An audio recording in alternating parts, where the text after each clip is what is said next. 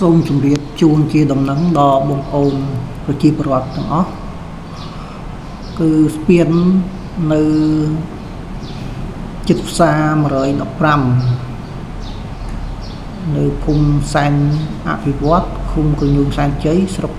ស្នួលខេត្តក្រចេះគឺព្រឹកនេះបានបាក់ហើយបាទគឺដោយសារឡានដឹក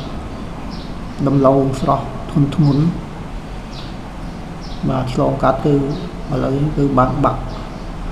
ទាំងស្រុងហើយមិនអាចធ្វើចរាចរណ៍បានទេអញ្ចឹងបើសិនជាបងប្អូនចង់ធ្វើដំណើរទៅតាមផ្លូវហ្នឹងគឺសូមមេត្តារកផ្លូវវាងបាទអញ្ចឹងផ្លូវវាងគឺបងប្អូនអាចវាងបានតាមទី1គឺតាមរយៈក្រុមហ៊ុន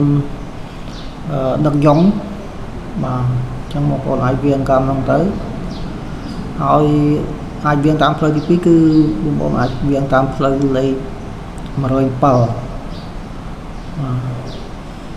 ចឹងដោយសារតែឡានដឹកដលងឬចំណុះឆ្លងកាត់នៅព្រឹកនេះគឺធ្វើឲ្យស្ពានមិនអាចទ្រាំទ្របានទេគឺបាក់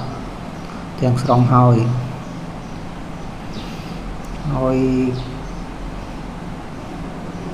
ការជួសជុលអីយ៉ាងណានៅពេលក្រោយទៀតនឹងជូនដំណឹងជាបន្តខ្ញុំសូមបងប្អូនប្រជាពលរដ្ឋយើងដែលមានបំណងមកលេងឬក៏ឆ្លងកាត់ផ្លូវនេះគឺសូមរកផ្លូវវាងចោះបាទនឹងផ្លូវនេះគឺมันអាចទៅបានទៀតទេបាទហើយនេះដែរគឺភាពបាទគឺឡានធំមែនទេបាទដឹកធ្វើឲ្យបាក់ស្រុតតែម្ដងបាទអញ្ចឹងភាសាវិដឹកធ្ងន់ពេកបាទធ្វើឲ្យបាក់ស្ពានហើយអញ្ចឹងសូមអរគុណហើយជូនជាដំណឹងប៉ុណ្ណឹងអរគុណច្រើនជំរាបលា